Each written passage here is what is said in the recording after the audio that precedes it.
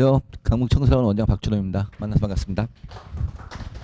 어, 제가 할 거는 이제 2026학년도 입시에 대해서 개략적으로 좀 설명을 드리려고 합니다. 지금 고2 부모님들, 그러니까 고2 올라가는 학생의 부모님들, 고1 부모님들, 고1하고 고2가 입시가 같습니다. 그러니까 아시다시피 2028학년도 입시가 바뀝니다. 지금 이제 현재 고1 올라가는 학생들. 그러니까 우리 학생들이 이제 바뀌기 전 2년이거든요. 바뀌기 전 2년이어서 거의 똑같이 변화 없이 갈 거기 때문에 내년도 2026학년들을 보면 2027학년도까지가 거의 같은 유형이다라고 생각하면 될 것 같습니다. 설명이 많이 드렸을 테니까 저는 또 뒤에 국어선생님 말씀도 있으시니까 좀 핵심적인 얘기들만 중심을 해가지고 빠르게 진행을 하도록 하겠습니다. 일단은 입학전하고 학력인거 한번 비교해 볼게요. 그러니까 2026학년도, 2027학년도 현재 고2나 현재 고1이나 학생 수를 보면 한 46만 명, 44만 명, 뭐 45만 명 이 정도 됩니다. 근데 아시다시피 밑에 보시면요. 우리나라 전체 대학 정원이 현 47만 명입니다. 그러니까 고3 인원보다 적어요. 학생들보다. 학생들이 대학 정원보다 적어요. 즉 우리 학생들이 대학에 가려고 마음만 먹으면 다 갈 수 있습니다. 돈만 내면 됩니다. 등록만 내면 되시는데, 근데 이제 우리가 여기 와서 이런 설명을 듣고 이러시는 것들이, 저기 바닥 끝에 있는, 소위 말해서, 뭐, 벚꽃 피는 데부터 뭐 이런 얘기 있잖아요. 그런데 보낼 생각이 없으시니까, 먼저 폐교하는 학교를 보내실 생각이 없으시니까, 그러니까 이제 인서울에 있는, 서울 안에 있는 대학들, 뭐 이런 데를 생각하시고 또 그보다 더 상위권 학교를 생각하니까 우리가 지금 이 설명을 듣고 있는 거고요. 그냥 참고로 말씀을 드리면은 46만 명, 44만 명 이 정도 되는데, 해마다 고3 아이들이 한 72% 정도 수능을 봅니다. 저희가 통계를 쭉 내보면. 그리고 해마다 한 15만 명 정도가 뭘 하죠? 재수를 합니다. 그래서 시험 보는 인원들이 한 48만 명 정도를 유지를 하고 있습니다. 현재. 그렇다는 거 말씀을 드리고요. 그러니까 우리 애가 대학을 못 갈 일은 없겠구나라는 일단 안심을 하셔야 됩니다. 자, 그 다음에요.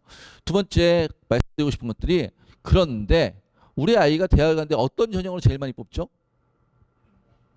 정시, 수시는 이거는 고1 부모님들이 그렇게 대답하시는 거고, 이제 중3에서 고1 올라가시는데, 우리는 이제 학종, 교과, 뭐 논술 이렇게 얘기해야 되지 않나요? 이맘때가 되면은. 자, 어떤 전형이 제일 많이 뽑아요? 전국 197개 대학으로 따지면 노란색입니다. 노란색으로 따지면 교과입니다. 그리고 제일 적게 뽑는 게 뭐가 논술 그리고 수능이 적게 뽑습니다. 그런데 우리는 전국 197개 대회에 관심 있는 게 아니잖아요. 사실은. 그냥 지하철 타고 다닐 수 있는 대회에 관심 있는 거잖아요. 즉 서울 소재 한 상위 15개 대학 정도를 추려보겠습니다. 그럼 빨간색입니다. 빨간색으로 보면 제일 많이 뽑는 전형이 뭐죠? 수능이죠. 수능이 몇 퍼센트? 40%. 그러니까 정시로 40% 뽑는다는 얘기입니다. 그 다음이 학종이고요. 그 다음이 교과, 그 다음에 논술. 논술이 서울 제가 빨간색이 논술 안에서는 빨간색이 제일 크죠. 그런 이유는 중하위권으로 가면 논술을 안 하니까. 그래서 그렇다는 말씀을 드리고요. 그럼 우리 아이가 대학 가기 제일 유리한 전형은 뭐예요? 네? 뭐라고요? 논술이라고요? 학종이라고요? 예, 학종일 수도 있고 논술일 수도 있고 수능일 수도 있습니다. 그럼 이제 지금부터 전형별로 좀 설명을 드릴게요. 전형별. 그러니까 학교에서 수시로 더 많이 뽑아라고 얘기하는 거는 수시로 다 많이 뽑는다는 얘기는 이 네 가지 전형을 우리 아이가 다 쓸 수 있으면 수시로 더 많이 뽑는 거죠. 근데 우리 아이는 쓸 수 있는 게 이미 내신 버렸어. 지 혼자 정시로라고 주장하면서 이미 내신 안 하고 있어. 그럼 걔는 수시 안 쓸 거 아니잖아요. 쓰면 뭐 밖에 없어요. 논술과 수능. 그럼 걔한테는 수능 전형이 훨씬 많이 뽑는 전형인 거죠. 우리 아이는 비교과가 없어. 그냥 내신만 좋아. 그래서 학종은 생각도 안 하고 있어. 그럼 그 친구한테 뭐하고 뭐가 있는 거예요? 교과와 수능이 있는 거죠. 그럼 상위 15개 대학으로 따지면 교과와 수능의 비율이 거의 1대 3이 넘잖아요. 그러면 정시가 그 학생한테는 더 유망한 전형이죠. 더 많이 뽑는 전형이죠. 그러니까 학생의 조건에 맞춰서 수시와 정시가 아니라 학생의 조건에 맞춰서 어떤 게 더 많이 뽑는 전형인지를 냉정하게 보셔야 된다는 말씀입니다. 두 번째로 말씀을 드리면, 그럼 주요 대학에 우리가 관심 있는 대학, 지금부터는 죄송하지만 아까 얘기했던 15개 대학 이상만 계속 얘기를 할 거예요. 자, 그 대학들이 어떤 전형별로 한번 특징을 좀 살펴보겠습니다. 일단 교과만, 우리가 교과 전형이라고 얘기하죠. 교과 전형이라고 얘기를 하더라도 교과만 반영하는 대학이 있고요. 그래서 교과 100, 저기 교과 100, 100, 100, 100 이렇게 돼 있죠. 이런 대학들이 있고 그 다음에 교과 전형이지만 교과 90, 정성 10, 뭐 성균관대는 A군, B군, 정성 뭐 이런 식으로 돼 있죠. 그래서 정성이 80. 그러니까 정성이란 건 지금 다른 거 들이댈 수 없으니까 뭐죠? 학생부죠. 서류 전형이라는 게 다 학생부 얘기하는 겁니다. 그래서 동국대 같은 교과 70, 서류 30 뭐 이런 식으로 얘기를 한다는 말입니다. 근데 서류가 들어가도 우리가 전형 요소라고 그래요. 전형 요소가 교과도 있고 논술도 있고 내신도 있고 아니 이제 비교과도 있고 여러 가지가 있죠. 수능도 있고 그 요소들 중에서 51% 이상을 점하는 걸 우리가 그 대표 전형이라고 얘기해요. 그래서 얘는 교과 70, 서류 30이면 교과 전형인 거예요. 이해돼요? 논술 전형도 논술 60에 제가 서류 40 이런 것들이 있어요. 그래서 논술 전형이에요. 논술 100이 아니어도. 그래서 그런 의미들이 있다라는 거 이해하시고요. 이렇게 대학들이 뽑는 전형들이 여러 가지 있는데 우리가 관심 있는 건 그런 대학들에 도대체 몇 점 정도 맞으면 거의 붙을까? 내신이 어느 정도 붙을까? 이런 거 궁금하시잖아요. 이거 사실은 다 공개되어 있는 소스입니다. 그러니까 대학에 가면 대학 어디 가는 소스가 있어요. 그럼 대학별로 이거 다 누르면 돼요. 근데 어머님들이 다 누르시기 귀찮으시잖아요. 제가 한 10개 대학 보여드릴 건데 그래서 제가 다 뽑아온 거예요. 10개 대학을. 설명에 그런 걸로 시간 아끼라고 오시는 거니까. 자, 보셨더니 일단은 맨 앞에 무슨 대학이 없어요? 서울대가 없죠. 서울대는 왜 없어요? 서울대는 교과가 없어요. 서울대는 학종만 있어요. 그래서 아까 상위 15개 대학에 교과 전형이 학종 전형을 적은 거예요. 그러니까 학종만 있고 그럼 연대가 제일 높아요. 자, 이 컷은 몇 컷이냐면 이 점수 때 몇 점이냐면 연대 의예과를 합격한 학생이 대학 어디 가면 어디까지 나오면 70% 컷까지 나와요. 연대 의예과에 합격한 최종 등록자의 70%가 내신이 1.03이었어. 일단 우리 애하고는 상관이 없죠. 네. 하여튼 이렇게 돼 있다는 뜻입니다. 그리고 연대 사회복지학과는 2.33까지가 70% 컷이야. 물론 사회복지학과에는 저거보다 더 낮은데도 갈 수 있다는 얘기죠. 저희 70% 컷이니까. 그리고 그 사이에 과들이 수두룩하게 있죠. 몇십 개 과가 있죠. 그 몇십 개 과의 70% 컷은 이 사이, 파란색 사이에 껴있다는 뜻입니다. 이해됩니까? 그래서 다른 대학들 다 마찬가지예요. 근데 하나 특징적인 하나 얘기할게요. 우리가 성균관대 봐요. 성균관대 교과 전형에서 제일 높은 과가 뭐겠어요? 의대가 돼야겠죠. 그런데 웬 교육학과 경영학과가 더 위에 있어요? 아니요. 성균관대는 아까 뭘 봤어요? 정성을 봤어요. 정성 20%가 들어갔죠. 그러니까 그것만으로도. 그리고 또 한 가지, 또 하나의 살펴볼까요? 서성한이 무슨 차이가 있어요? 우리가 봤을 때. 이렇게 얘기하면 거기 나오신 분들이 기분 나빠실까요? 서성한 비슷하다고 생각을 하잖아요. 그런데 왜 한양대만 유독 높을까요? 정확하십니다. 아버님 연구 많이 하셨나 봅니다. 예, 한양대는 최저가 없어요. 그러니까 최저가 없는 것과 있는 것의 차이예요. 그럼 최저가 없다는 말은 그냥 교과로만 보니까. 최저가 있다는 말은 내가 내신이 좋아도 최저를 통과하지 못하면 합격을 못하니까. 무슨 얘기인지 이해되시죠? 자, 그럼 우리 아이는 최저가 있는 대학을 써야 돼요? 없는 대학을 써야 돼요? 있는 대학을 써야겠죠? 우리 아이 내신으로는. 자, 그런데 한양대는 올해부터는 최저가 생겼어요. 이건 이제 작년도 결과니까. 지금 현재 1학년 결과니까. 그러니까 24학년도까지 최저가 없었는데 25학년도부터 최저가 생겼어요. 그럼 앞으로는 교과도 뭐가? 최저가 점점 더 생길 거예요. 네. 물론 이건 지금 전년도 결과니까 앞으로 26학년도 27학년도 생길 것이다 라고 말씀을 드리는 거예요. 이유가 왜 그럴까요?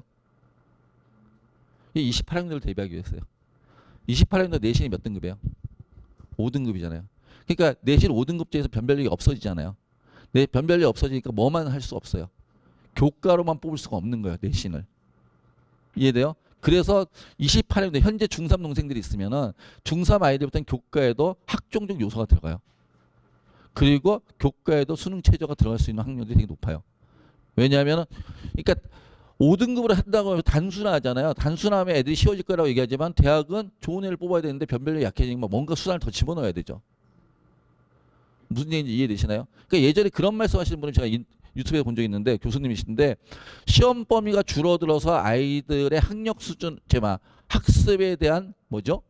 그러니까 학습에 대한 강도를 좀 약화시키고 아이들 좀 편안하게 해주고 싶다라고 얘기를 하는데 그러지 못한다. 왜?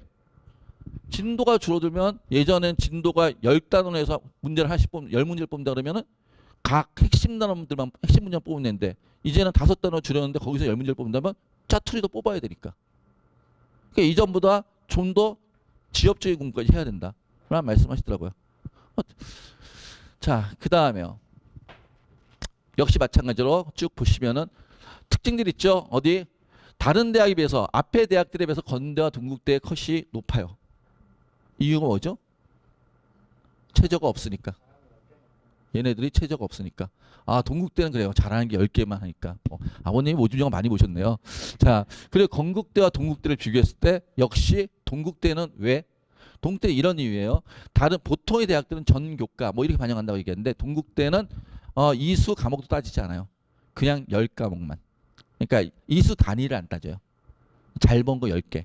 그러면 뭐 쭉 1학기까지 과목들 중에서 뭐 3등급, 5등급짜리도 있지만 어떤 10개만 내가 좋아하는 10과목만 1, 2등급 맞으면 된다. 이런 뜻이에요.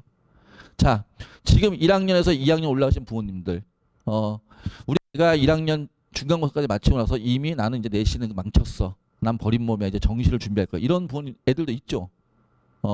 그런 애들한테 뒤통수 하나 때려주세요. 아직 끝나지 않았어. 10과목만 잘 봐도 동국대는 갈 수 있어. 라고 얘기하셔도 된다는 얘기예요. 이해되세요? 자, 그 다음에요. 이번에는 그래서 보통 이제 내신으로 갈 수 있는 대학들 보면 삐리리리리 이 정도 수준까지 가면 내신으로 갈 수 교과 전형으로 갈 수 있어요. 교과 전형 학교장 추천이 있지 않습니까? 학교장 추천을 몇 명까지 받는지 한번 생각해 보신 적 있으세요? 각각 학교장 추천을 쭉 받잖아요. 그러면 가는 인원이 예를 들어서 한 300명짜리 학교라고 추론할게요. 그러면 보통 교과 전형 학교장 추천 전형이니까 추천을 몇 명까지 받을 수 있다 봤더니 서울대는 직윤 2명 있죠. 그 다음에 연대 10명, 고대 12명 이거 쭉 하잖아요. 그럼 숙명 여대까지 가면 185명 플러스 알파를 받을 수 있어요. 그러니까 한 학교에서 우리는 학교의 형평을 학생들과의 형평을 고려해서 한 장씩밖에 못 줘 이럴 수 있잖아요. 어떤 학교는 뭐 한 명, 2장, 3장을 줄 수도 있겠지만 그런데 그럼 엄마들이 싫어하죠. 딴 엄마들이. 왜 쟤만 예뻐해? 그러니까 학교에서 공평하게 한 장씩만 줘야 추천을 하려면. 그래서 만약 한 명씩 한 장씩만 주면 185등까지도 숙대까지 추천을 줄 수 있다는 뜻이에요. 그러니까 학교장 추천받는 것에 대해서 우리 애가 성적이 좀 낮아. 우리 애는 100등밖에 안 되니까 추천을 받을 수 있을까? 이런 고민하지 마시고 나중에 원서 쓸 때 되면 한번 확인해 보시라는 말씀을 드리는 거예요.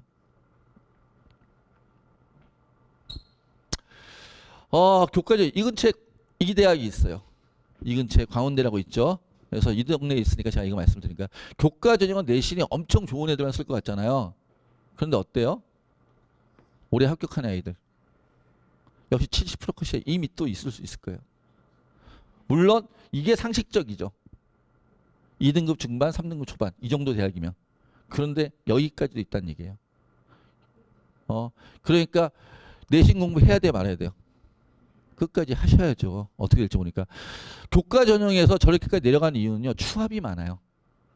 내신이 좋다는 애들은 내신 계속 그렇게 쓰거든요. 그럼 6개 썼는데 6개 중에 제일 추합이 많은 전형이 교과 전형이에요.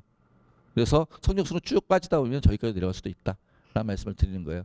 그러니까 우리 아이가 현재 내신 4등급이야. 라고 해서 이미 포기하지 마시라. 내신 공부하셔라. 라는 말씀을 드립니다. 근데 이런 얘기를 부모님들한테 얘기하면 뭐합니까? 부모님들이 가서 집에 가서 야 너 내신 끝까지 해도 서울 안에는 웬만한 데 갈 수 있대 라고 집에 가서 얘기하면 애가 짜증내겠죠. 엄마 또 어디 가서 이상한 얘기 듣고 와서 날 괴롭혀 그러면서. 절대 집에 가서 아무 말씀도 하지 마세요. 싸웁니다. 혹시나 애한테 뭔가 이런 얘기를 설득하고 싶잖아요. 그러면 저희 지금 제가 윈터 하스쿨 저희하고 등록한 애들 지금 1대1로 컨설팅 해주겠거든요. 1시간씩 지금 한 40명째 하고 있는데 저희한테 오셔가지고 저 같은 사람한테 얘 좀 설득해 주세요라고 말씀하시는 게 훨씬 좋을 겁니다. 대신 애는 먼저 물어보고 싶은 애들을 데리고 오세요. 엄마는 안 잘나서 데려왔는데 애는 피떡해서 이러고 있으면 진짜 제가 힘듭니다. 듣고 싶은 애들이 있으면. 자, 그 다음에 지금 열심히 하고 있는데 오면 제가 컨설팅하면 엄마들은 되게 좋아하시더라고요. 진짜 우리한테 뜻깊은 시간이었어요. 애는 모르겠어요. 그 다음에 자 학종입니다. 학종 전형 역시 학종은 단계별 선발 전형이 있고 일괄 전형이 있어요. 단계별 전형과 일괄 전형의 차이가 뭘까요? 우리는 주로 어떤 전형을 써요? 일괄 전형을 써요? 단계별 전형을 써요? 단계별 전형을 쓰는 이유는 뭐죠? 수능 뒤에 면접이 있으면 내가 안 갈 수 있으니까. 내가 시험을 잘 보면. 그러니까 예를 들어서 오늘 어저께 우리 학원 이제 재수했던 애인데요. 저희는 가채점 상담을 그렇게 수능 본 다음에 바로 어제 아침에 8시부터 가채점 상담을 했는데 아이가 왔는데 경희대 의예과 오늘 시험이 있어요. 경희대 의예과 시험인데 오늘 경희대 의예과 시험 보러 가야 되나요? 이런 걸 질문을 하는 거예요. 제 성적으로. 가지 말라 그랬어요. 왜? 정시에보다 더 잘 갈 수 있으니까. 무슨 얘기인지 이해되세요? 근데 그런 걸 선택 안 해주면은 예전에 모 학원인데 제가 어떤 학원을 얘기하진 않을게요. 모 학원에서 머리 끄지 잘 따시지 마세요. 모 학원에서 수능을 만점 맞는 전남대 의예과를 합격한 적이 있어요. 수능을 만점 맞았는데 그리고 그 아이는 기뻐요 슬퍼요? 걔가 수능을 만점 맞지 않았으면 기뻤을 거예요. 무슨 얘기인지 이해되시나요? 그래서 저희는 가채점 상담이라는 그런 걸 하는 거예요. 수능 다음날 바로 불러가지고.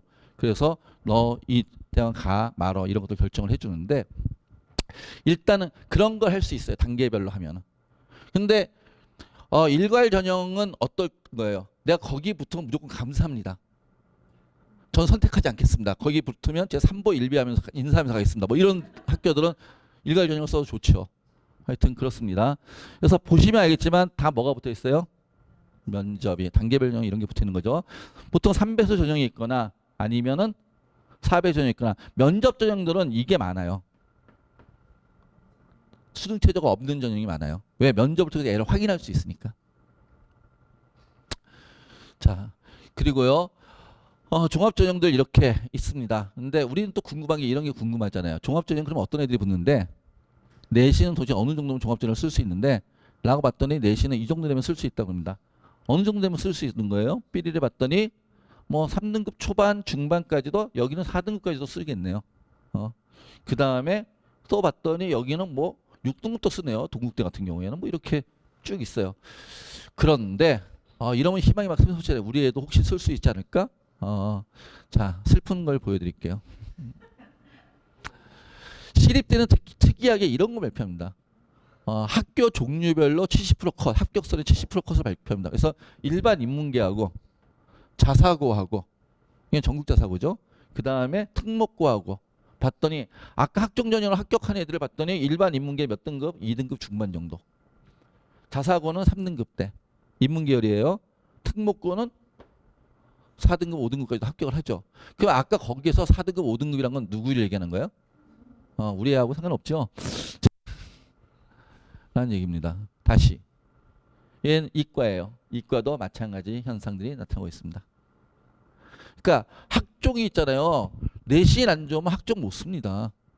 상위권 대학은. 우리 애가 교과가 안 좋고 안 좋으면 학종 써야지라는 분들 계신데 교과가 안 좋으면 학종도 안 되는 거예요.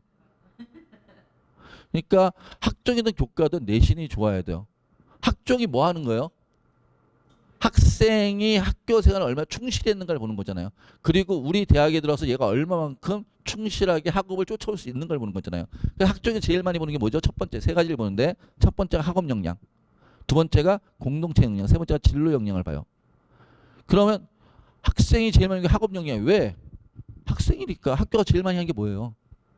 학교가 제일 많이 할 게 공부잖아요. 그리고 학교에서 하는 모든 행위가 공부에 관련돼 있어야 되잖아요.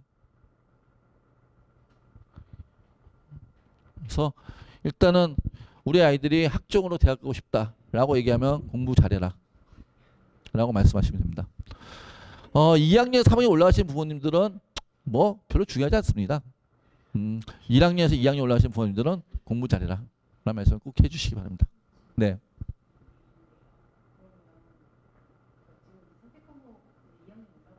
네. 네. 네. 학종 쓰려고요? 어.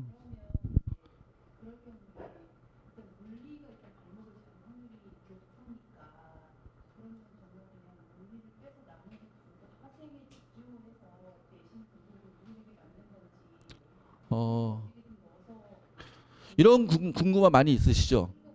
그런데 제 생각은 그렇습니다. 그러니까 수능 과목 두 과목 공부해야 되고요. 한 과목도 선택을 했으면 공부를 해야겠죠. 그리고 그게 학종에서는 학종을 쓸 때는 자기가 지원하는 대학 있잖아요. 지원하는 대학이 원하는 연계 과목을 선택을 하면 좋습니다. 그런데 이과라고 전부 다 물리가 연계 과목이 되진 않아요. 그러니까 어떤 데를 선택하냐에 따라서 물리가 연계 과목이 아닐 수도 있죠. 그럼 물리 안 할 수도 있는 거고. 그런데 기계공학과가 있어. 그럼 물리가 연계 과목이 되겠죠. 그런 데 공부해야 되겠죠, 당연히. 물리, 기계공학과나 전기공학과나 뭐 전자공학과가 있어. 그럼 물리 내신에서 공부해 두는 게 좀 더 유리하겠죠. 그래서 그거는 어떤 전망을 갖고 있느냐에 따라서 연계 과목에 따라 다를 수 있다고 생각을 합니다. 자, 일단 얘기를 계속 하겠습니다. 그 다음에 논술입니다. 논술은 올해랑 내년이랑 뽑는 일은 거의 같고요. 후년에도 거의 같을 거라고 생각을 합니다. 이게 논술이고요. 논술은 누가 써요? 논술은 가진 게 없는 사람들이 씁니다. 교과도 학종도 못 쓰면 6장 버릴 수 없잖아요. 우리 애한테 기여가 될 수 있으니까. 그러니까 뭐 보통의 부모님들은 대학 발전 기금을 내신다 생각하시고 그냥 원서를 씁니다. 근데 논술을 쓰기 위해서 뭐가 맞아야 돼요? 승체절을. 저희가 이제 논술도 이 지역에서 저희가 논술 가장 크게 하는 학원 중에 하나인데 어저께 아침에 수능 끝나자마자 저희 고3 아이들 이제 지역에 있는 고3 아이들이나 뭐 저희 재수생들도 그렇지만 지역에 있는 고3 아이들이 와서 논술을 수능 전에 많이 신청을 했어요. 근데 저희 애들은 좀 괜찮았는데 지역의 고3 아이들 같은 경우에는 우리 학원 다니지 않는 고3 아이들 같은 경우에는 이제 마지막에 논술 이렇게 파이널 논술 이렇게 신청했는데 어제 아침에 환불을 엄청 많이 했습니다. 최저 못 맞췄다고. 시험 보러 못 간다고. 그러니까 뭐 하셔야 돼요? 수능 공부하셔야 돼요. 저희 논술 선생님들이 말씀하신 얘기를 해드릴게요. 논술 고3 때 얼마나 하면 되니까 고2 때 논술 시키시려고 생각하시는 고1 어머니 아서세요. 마르세요. 논술은 고3 때부터 시키면 됩니다. 고2 때는 그냥 수능 공부하게 하시고요. 고3 때 있잖아요. 논술을 어느 정도 시키면 되냐라고 얘기를 하면은 저희 논술 선생님들 하시는 말씀입니다. 인문 논술 선생님이 말씀. 하루에 애들이 몇 시간 정도 공부하죠? 12시간 공부한다 칠게요. 물론 우리 애들 안 그러지만 12시간 공부한다 치고 그러면 오전 4시간, 오후 4시간, 저녁 4시간 하면 하루에 3텀이 나오잖아요. 그럼 일주일이면 21텀이 나오죠. 21텀을 다 공부한다고 치고 우리 애가 그런 일은 없겠지만은 자, 21텀을 다 공부한다 치고 그중에서 인문논술의 말씀은 20텀은 수능에 한 텀만 논술에. 이해되세요? 그러니까 저희는 대학을 보내는 학원이에요. 논술을 팔아먹는 학원이 아니에요. 애가 대학 가기 위해서는 그렇게 해야 된다고요. 이해되시나요? 일단은 논술에 있다 제가 경쟁률도 보여드릴 거예요. 보여드릴 텐데 정말 좁은 부분이에요. 그러니까 거기에 올인하시면 안 된다고요. 그리고요. 수리 논술은 언제부터 하면 돼요?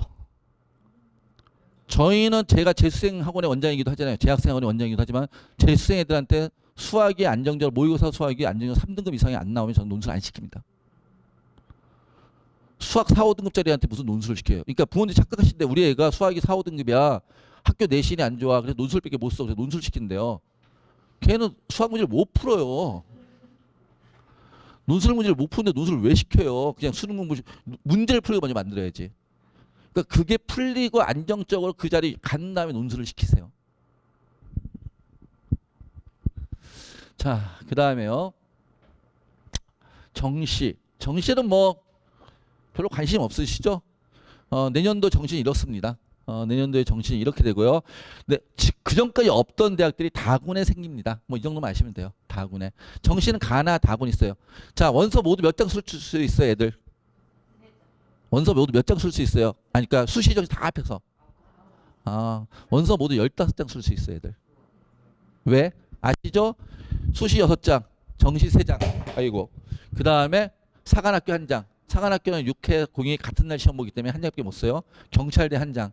그리고 카이스트, 유니스트, 지스트, 디스트 등등을 쓸 수 있어요. 수시 6장 말고 좀 전에 얘기했던 사관학교라든지 특수대학들 있잖아요. 거기는 합격해도 정시 원서 또 쓸 수 있어요. 그래서 정시에 더 좋은 대학을 가면 거기 그냥 입학 포기하면 됩니다. 그렇기 때문에 총 15장 쓸 수 있어요. 제가 예전에 가르쳤던 애가 서울대 의예과 간 놈이 있었는데 걔가 저한테 합격을 지금 7장을 들고 오더라고요. 홍보하세요 뭐 그러면서 아주 고마운 애죠. 학원 홍보하세요 그러면서 7장을 들고서 의대에게 서울대 의대 포함해가지고 경찰대, 육사, 그다음에 카이스트 뭐 어쩌고저쩌고 하여튼 그런 고마운 애들도 있어요. 자, 그다음에요. 하여튼 그런데 아시는 거 이거 하나만 기억합시다. 뭐 기억하시면 되냐면은 수시는 고대와 연대 같이 쓸 수 있어요. 정시는 고대와 연대 같이 못 써요. 예, 같은 군에서 하나씩밖에 못 써요. 고대와 연대 같은 군에 있어요. 가군에. 서울대는 무슨 군에 있어요? 나군에. 서울대 나군에 서울대 예전에 가군에 있었어요. 그래서 입시 일정이나 뭐 이런 것도 피곤하다 나군을 옮겼어요. 가군이 맨 먼저 끝내야 되니까. 그러니까 원래 나군에 연대 고대가 있다가 서울대 나군으로 오니까 그래? 그럼 우리 가군으로 같이 뭐 그러면서 둘 다 지금 가군에 있어요. 예.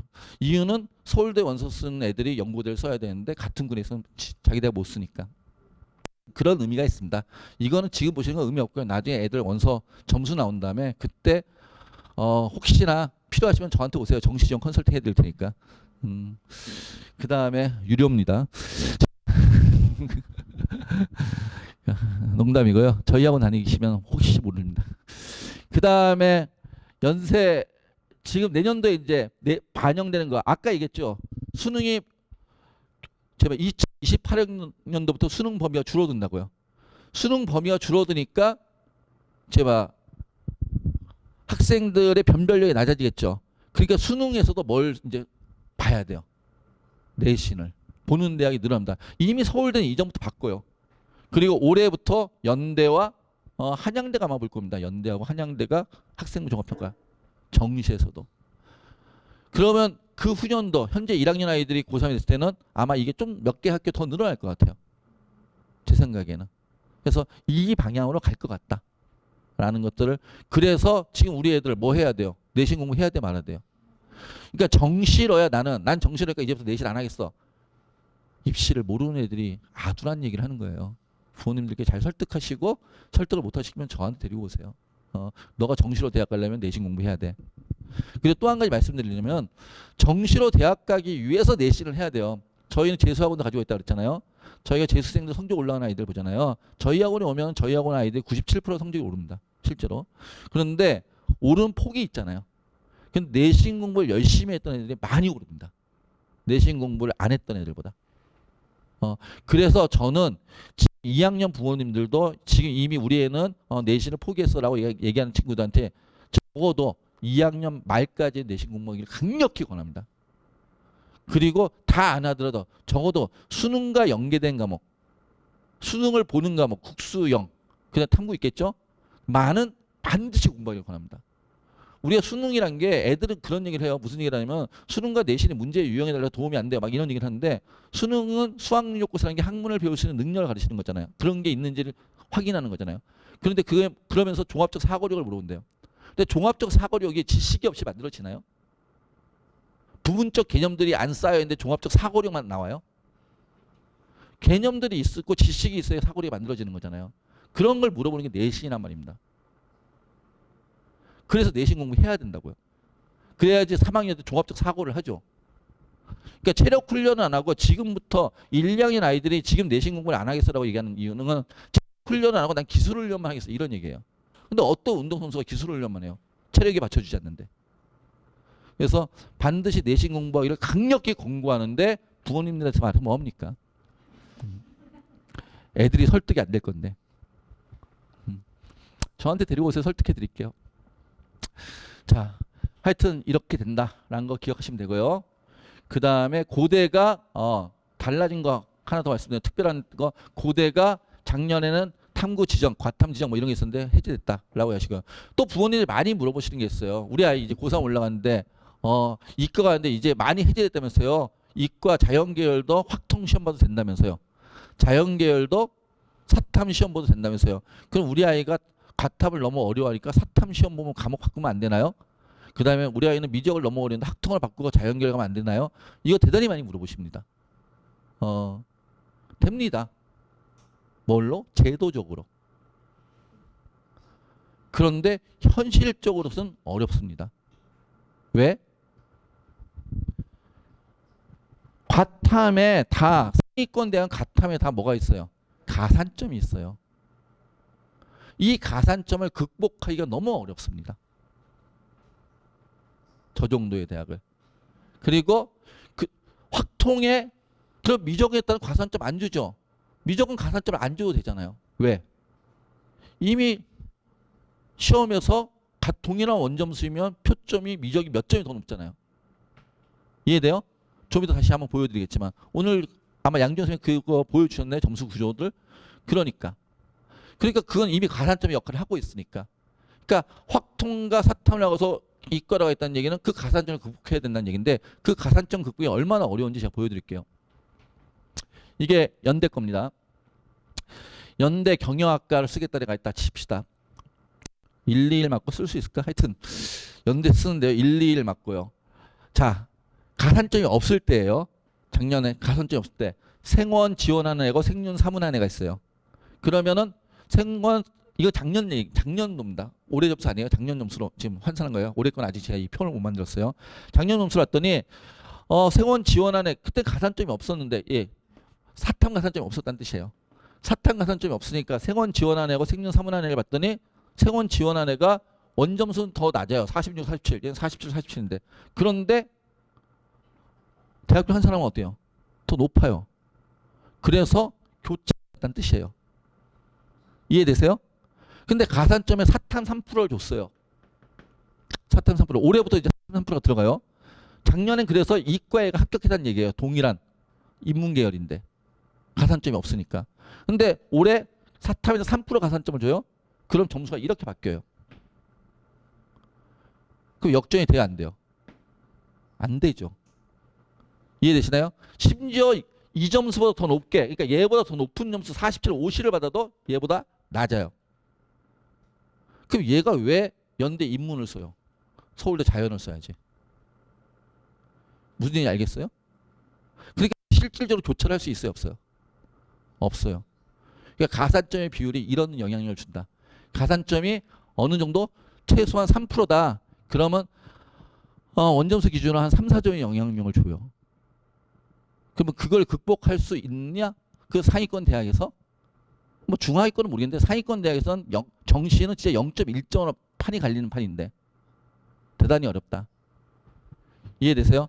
그러니까 우리 아이가 자연계열인데 확통하고 사탐에서 갈라 그래요. 아, 예. 중하위권 대학을 가려고 그러시는군요. 그럼 그럴 수 있죠. 라는 걸 기억을 하셨으면 좋겠습니다. 근데 이게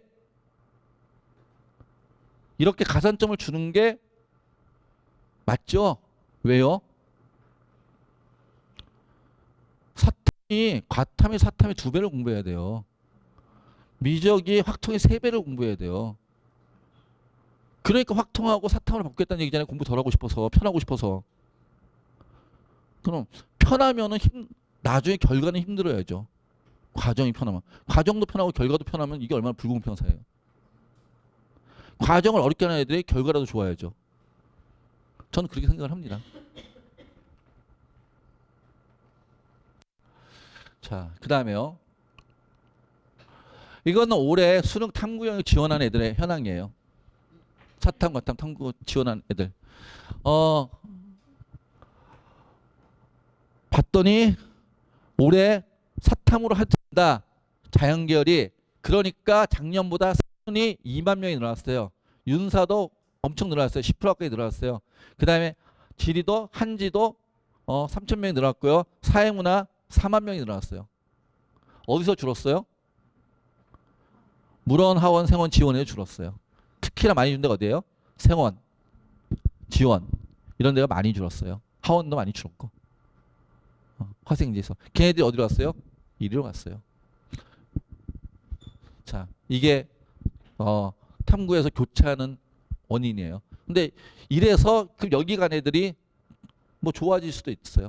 좋아질 수도 있어요. 그러니까 저걸 못 버티겠으면 가도 돼요. 제가 이 말을 하는 이유는 다시 거꾸로 얘기할게요. 이번엔 거꾸로. 가산점을 받으니까 웬만하면 안 바꿔도 좋겠어 라고 얘기했죠. 그런데 저 얘기는 무슨 얘기예요? 그 과목에서, 과탐 과목에서 점수대가 아래인 친구들은 빠져나갈 수 있다는 얘기죠. 그러면 남아있는 애들은 공부를 더 빡세게 해야 되겠죠. 그걸 알고 있어야 된다는 얘기예요. 빡세 공부해야 돼. 과탐을 하려면. 라는 것을 알고서 과탐을 해야 되는 얘기예요. 그냥 과탐이 가산점 받는 게 더 좋대. 이게 아니라. 제가 너무 냉정하게 얘기하나요? 예, 저는 현실반 얘기예요. 제가 대문자 제1에서 자, 올해 거 보시면 이거 뭐 보셨죠? 이런 거. 앞에 말씀하신 분들 말씀하셨는지 모르겠어요. 자, 봤더니 올해 난이도 쉬웠어요? 어려웠어요? 쉬웠대요. 언제에 비해서? 작년에 비해서. 작년은 되게 어려웠어요. 사실은. 작년 6월에 어떤 분께서 킬러 문제를 없애겠다 사교육과에 전쟁을 하셨어요. 그러면서 킬러 문제를 없애서 문제가 쉬워야 되잖아요. 근데 작년 수능이 역대급이었어요. 작년 수능의 최고 표점이 150이었잖아요. 국어가. 미적분이 148이었죠. 거기에 비하면 뭐였어요? 쉬웠어요. 그런데 그게 엄청 쉬웠어요? 아니요. 그냥 평년 수준이었어요. 그 전년도랑 비슷하잖아요. 이해되세요? 그러니까 올해가 압도적으로 쉬웠다는 아니고 그 전년도랑 비슷하다라고 생각하면 돼요. 작년이 튄 거다. 자, 그리고 아까 얘기했던 확통과 제가 미적분이 확통은 한 2문제 틀려야 1등급 컷인데 미적분은 4문제 틀려도 1등급 컷이다. 2문제 차이가 나죠. 그러니까 학통으로 바꾸면 공부하기 편하다니까요. 근데 점수 받기 힘들다고요. 무슨 얘기인지 이해되시나요? 그런 의미가 있다. 그 다음에 탐구 원점수. 너 이거 한번 볼까요? 작년에 있잖아요. 1등급 컷이 50점이었던 과목이 사탐에 3과목 있었어요. 생윤, 윤사, 한지. 심지어 작년에 있잖아요. 윤사는요. 2등급이 없었어요. 1등급 다음을 바로 3등급으로 내려갔어요. 몇 문제 틀리면. 2문제 틀리면. 이해되세요? 블랭크 나왔었다고요. 자, 그런데 그러니까 이렇게 얘기하시는 분들 계세요. 그러면 올해는 그런데 올해는 사탐이 제일 어려운 과목이 뭐예요? 1등급 컷이 제일 낮은 게 생윤이에요. 거꾸로 윤사예요. 그러니까 교육과정 평가원은 이렇게 말씀드리면 좀 죄송하지만 난이도 조절을 못해요. 그러니까 작년에 엄청 쉬우니까 올해 또 엄청 어려운 게 만들었어요. 물론 이거는 이쪽 진한 색깔은 가채점이에요. 아직 확정되어 있는 건 아니에요. 작년 거는 확정 점수지만 올해는 제일 쉬운 게 어디였어요? 하원. 1등 컷이 50으로 예상되고 있어요. 그러니까 하원이 어려워서 안 하겠다는 애도 있죠. 그때 달라요. 그러니까 애들이 난이도를 논의하면 안 된다고요. 제가 드리는 말씀은. 애들이 난이도를 얘기하면 안 돼요. 애들은 뭘 얘기해야 돼요? 내가 좋아하는 과목, 잘할 수 있는 과목, 재미있는 과목을 얘기해야 돼요. 그런 거에서 내가 점수를 잘 맞는 게 중요한 거예요. 그 해마다 난이도는 달라지니까. 이해되시나요? 자, 그럼 이제 사탐 뭐 선택하고 과탐 뭐 선택해야 돼요? 애가 좋아하고 재미있고 잘할 수 있는 과목 선택하시면 돼요. 남들이 많이 하는 과목 선택해야 돼요? 아니요. 남들이 많이 하는데 내가 점수가 안 나오면 많은 애한테 밟히겠죠. 그러니까 남들이 많이 하든 적게 하든 내가 50점을 맞을 수 있는 과목을 선택하는 거예요.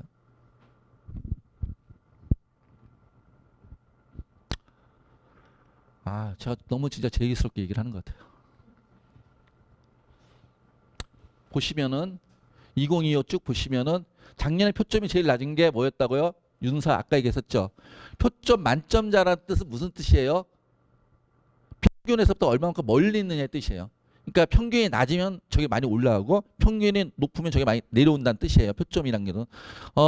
국수형은 평균 점수의 표점이 100점이에요. 그러니까 100점보다 얼마만큼 많이 있니? 작년에 국어는 150까지 올라갔어. 그럼 엄청 어려웠던 뜻이란 뜻이에요. 자, 그런데 그러니까 작년에는 제일 2024로 보면은 제일 윤리화 사상이 엄청 평균이 높았던 거죠. 그러니까 1등급 컷이 2등급이 없어지니 1등급 컷이 50이었다는 뜻이에요. 근데 올해는 거꾸로 생활과 윤리화 사상이 제일 높죠. 평균이 제일 낮다는 뜻이에요. 그러니까 시험자 저게 쉬워요 어려워요는 그때그때 출제하는 사람 마음이에요. 시험 보는 사람 마음이 아니라. 나는 그냥 열심히 준비할 뿐이에요. 그 다음에 영어 얘기해. 좀 전에 우리 영어 선생님 말씀하셨지만은 영어는 절대평가예요. 영어가 절대평가니까 영어는 절대평가를 1등급은 몇 %까지 잡아요? 상대평가의 1등급은 4%죠. 절대평가에서의 1등급은 교육과정 평가원이 보통 7에서 8%를 목표로 한다 그래요. 왜? 4% 안으로 들어가면 못으로 그럼 절대평가를 해. 상대평가라는 건 다를 게 없는데. 그 다음에 그것도 10% 넘어가면은 2등까지 가는 건 너무 심하잖아. 7, 8% 목표로 해요. 그래서 최근에 몇 년 동안 있잖아요. 1등 컷이 이 위로 7, 8%가 2023, 2022가 7, 8 이렇게 잘 안정됐었어요. 근데 작년에 아까 말씀하셨던 그분께서 말씀하신 이유로 싹 바뀌면서 작년에 1등 컷이 4.71%였어요. 심지어 국어 수학보다도 1등급이 적었어요. 왜냐하면 국어 수학이 1등급이 4%라고 얘기하지만 동점자들을 다 처리해주는 1등급으로 해주기 때문에 거의 5% 가까이 나오거든요. 이해되시나요? 자, 근데 올해는 그래도 좀 안정화됐어요. 왜? 작년에 1등을 저렇게 적었던 이유가 시험 문제 유형이 완전히 바뀌어버렸기 때문에요. 아까 우리 영어 선생님 말씀하셨지만 작년 6월까지 수능 영어와 작년 9월 이후의 수능 영어는 다른 영어예요. 그러니까 기출 문제를 작년 6월 이전에 수능 문제로 기출 문제만 맨날 하잖아요. 그럼 도움이 안 돼요, 사실은. 근데 이제 한번 겪어봤으니까 그것이 이제 연습이 된 거죠. 제가 보기에는. 그래서 한 6.8%까지 됐다라고 얘기하고요. 자, 우리 아이들이 고등학교 올라 제일 공부 안 하는 과목이 뭐예요? 중학교에서 제일 공부 열심히 했던 과목이 영수잖아요. 고등학교에 제일 공부 안 하는 과목 영어잖아요. 왜? 절대평가라고. 절대평가면 지들이 다 대학 간 줄 알아요. 절대평가인데요. 실질 반영 비율을 보세요. 서울대는 600점 만점에 실질 반영 비율이 마이너스 0. 마이너스 1에서 서울대는 영어 반영 비율이 작아요. 그런데 독수리가 되고 싶은 애들이 있어요. 자기는 신촌 독수리가 되고 싶다. 얘는 1등급이 125인데 2등급이 118.75, 3등급이 109.38이에요. 팍 떨어져요. 그래서 영어 3등급을 맞으면 독수리는 될 수 없어요. 호랑이는 될 수 있어요. 영어 3등급 맞으면은 오히려 국수탐을 아유 잘 보고 영어가 3등급이야. 그럼 서울대에 쓸 때는 연대는 떨어져요. 이해되세요? 소위 말해서 인서울 하시려면 영어는 무조건 안정적 3등급 이내에 들어야 되고 상위권대 가려면 영어는 2등급 이내에 들어야 돼요. 쉽지 않아요. 근데 애들이 공부를 안 해요. 자, 그 다음에 올해 입시에서 이제 얘기된 거니까 무전국 통합 선발 있죠. 무전국이래요. 무전국이면 학생부에다 뭐가 기재되어 있어야 돼요? 나도 몰라요. 무전공이잖아요. 그러니까 전공 적합성을 따지기 힘들잖아요. 그래서 무전공은 정성 평가보다는 주로 뭘로? 정량 평가를 뽑아요. 그래서 뭐 교과와 정시로 많이 뽑아요. 학종으로 많이 뽑지 않고. 이해되세요? 하여튼 이게 무전공 선발 이것도 그분께서 많이 뽑으라고 얘기하신 거예요. 그래서 올해부터 좀 이게 생기고 있죠. 그분이 많은 걸 바꾸고 있어요. 전 누구라고 말씀하지 않았어요. 자, 하여튼 그렇고요. 그 다음에 의대 지원했죠. 이거 얘기해요? 안 할 거예요. 저 오늘 시간도 없고요. 이건 나중에 내년에 얘기할게요. 왜? 제가 느끼기엔 바뀔 것 같아요. 늘려놓은 거 다 줄일 것 같아요. 지금 의미가 없을 것 같아요. 의협을 못 이길 것 같아요. 그래서 이거는 어차피 우리 애들 입시랑 관계가 없을 것 같아가지고 이건 나중에 얘기할게요. 나중에 제가 의대가 좀 더 바뀌면은 그 확정되면 제가 메디컬 계열만 의학 계열만 제가 설명을 할 테니까 그때 꼭 오세요. 관심 있는 분들은. 약속. 자, 그 다음에요. 이거 의대 장이 되게 여러 장이에요. 너무 많어. 다 넘길게요. 이거 하나만 재밌는 거 하나만 제가 얘기할게요. 그냥 재밌는 거 하나만. 의대 장수가 너무 많은데 제가 준비를 많이 했다는 뜻이에요. 준비를 안 해서 넘기는 거 아니에요. 오해 마세요. 자, 성균관대 있잖아요. 의대가요. 25명에서 50명으로 학종이 늘어났어요. 늘어났는데 그래서 25명, 50명 늘었는데 경쟁률이 어때요? 똑같아요. 그러니까 그만큼 원서를 지원하는 애들이 2배가 되더라. 마찬가지예요. 충북대도 봤더니 지역인재 전형이요. 7명 모집이 늘어나서 32명 모집이 늘어나서 몇 배가 늘어났어요? 4.5배가 늘어났잖아요. 그런데 경쟁률이 더 높아졌어요. 이런 일들이 발생하더라. 이건 그냥 가십으로 보세요. 그 다음에요. 이건 의대 얘기는 제가 의대 준비 많이 했다는 거예요. 자, 마지막 얘기 정리할게요. 저는 대학 가는데 우리 애들 경쟁이 낮은 게 좋아요, 높은 게 좋아요? 네? 높은 게 좋아요? 우리 아이가 쓰는 과의 전형이 100대 1이면 좋겠어요? 경쟁이 낮은 게 좋잖아요. 근데 대학을 가는 게 그럼 수시가 유리해요, 정시가 유리해요? 좀 전까지 뭐가 유리하다고 자꾸 말씀하셨는데 수시가 유리하다면서요. 근데 실제로 보세요. 상위 15개 대학만 제가 올해 거 다 뒤진 거예요. 봤더니 논술 경쟁률 63대 1. 아까 제가 얘기했죠. 논술이 들어가기 좁은 문이라고. 교과가 9대 1. 학종이 15대 1. 근데 정시이 몇 대 1이에요? 5대 1 평균. 그럼 어떤 게 더 유리해요? 네? 정시가 훨씬 유리하죠.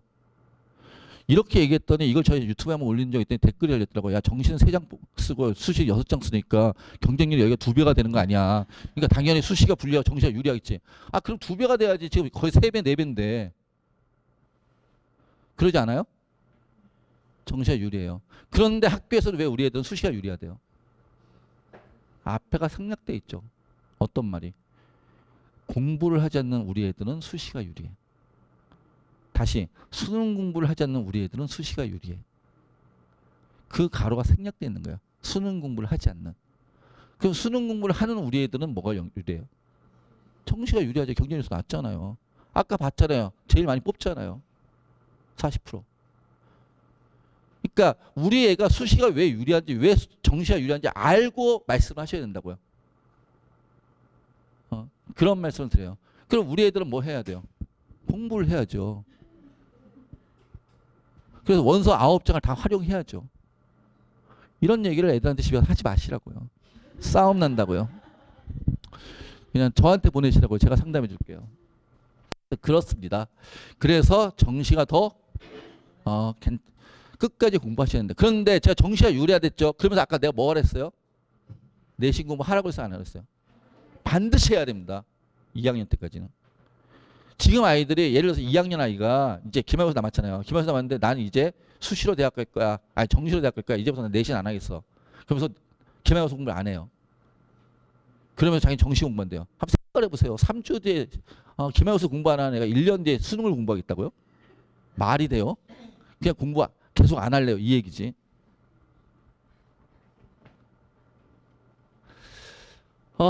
이거는 그냥 애들이 공부하는 모습들을 상위권 애들과 하위권 애들 봤더니 이렇게 변하더라 뭐 이런 얘기예요. 하위권 애들은 시험 끝나면 그냥 촥 뭐 하고 우리 아이는 위이길 바랍니다. 자, 그런 얘기고요. 그 다음에 마지막으로 이제 고3이 되는 학생들 두신 부모님들께 저희 학원이 강북에서 제일 큰, 한강 이북에서 제일 큰 재수학원인 거 아시죠? 모르시죠? 저희 학원이 한강 이북에서 제일 큰 재수학원이에요. 저희 학원이 600명 있거든요. 재수생이. 이 건물 내에. 지금 6층에 독서실인데 거의 600명이 앉아 바글바글 공부하고 있어요. 아, 오늘 끝났구나. 수능이 끝났으니까. 일주일 전까지. 그랬는데 자, 그 아이들한테 제가 6월 달 정도 이걸 물어봤어요. 너 하루에 몇 시간 자습하고 몇 시간 현장 강의 학원 수업 듣고 몇 시간 온라인 인강 듣니? 봤더니 현장 강의 26시간 일주일 기준으로. 온라인 강의 4시간 49분. 거의 5시간. 자습 41시간 17분. 그럼 하루에 적어도 6시간 자습. 그래서 평균 72시간 29분. 아까 제가 뭐라 그랬어요? 하루에 12시간 공부한다고 했잖아요. 적어도 10시간 이상씩 매일 공부하잖아요. 이러니까 수능을 잘 보는 거예요. 이러니까 성적이 오르는 거고. 우리 아이들이 왜 안 오를까요? 공부를 안 해서. 근데 우리 아이들이 공부하잖아요. 다 올라요. 여기 계신 분들은 이제 특가도 듣게와 또 윈터스쿨도 신청하신 분들도 계시죠. 윈터스쿨 신청하신 분들은 1월 달에 우리 아이들이 이런 생활을 할 거예요. 그걸 겪어보게 하겠다라는 게 우리의 생활에. 애한테 그런데 너 하루에 일주일에 72시간 공부한다 이런 얘기 절대 하지 마세요. 애가 기겁을 합니다. 자, 마지막으로 이러는데 1, 2, 3번은 사실 부모님들 할 얘기가 아니에요. 1, 2, 3번 학생들한테 할 얘기고 나중에 우리 학생들이 우리 학원에 오게 되면 제가 기회가 되면 제가 교실마다 돌아오면 설명할 거예요. 자, 그런데 마지막은 부모님한테 드리고 싶은 얘기예요. 저하고 상담하신 많은 부모님들이 입시에 대해서 지름길을 찾으세요. 우리 아이한테 유리한 전형이 뭘까요? 우리 아이만 유리한 전형이 뭘까요? 근데 그러면서 제일 유리한 지름길, 빠른 길을 알려달래요. 근데 생각해보세요. 지름길은 넓은 길이에요, 좁은 길이에요? 좁은 길이에요. 지름길은 좁은 길이에요. 그러니까 앞에 장애물 하나만 있으면 끝나요. 무슨 얘기인지 이해되시나요? 특별한 전형은 모집 인원이 작아요. 우리 아이한테만 유리한 특별한 전형은. 그리고 전국에 그게 우리 아이한테 유리하다는 것도 보장이 안 돼 있어요. 왜? 전국에 수많은 경쟁자들이 있으니까. 공부는, 대학은 저는 넓은 길을 권해요. 많이 뽑고 많은 사람들이 지망하고, 그리고 우리 아이한테만 편한 길이 아니다. 그러니까 우리 아이한테 편한 지름길 있잖아요. 편한 지름길은 없어요. 그럼 나중에 원서 쓸 때 엄청 고통스러워요. 과정이 쉬우면 원서 쓸 때 고통스러워요. 과정이 고통스러운 원서 쓸 때 편안해져요. 저는 넓은 길로 힘들게 공부하시길 권해요. 이런 얘기를 제가 학생들을 만나면 해줄게요. 자, 예, 제 얘기 여기까지 하고요. 오셨나요? 예, 잠깐만.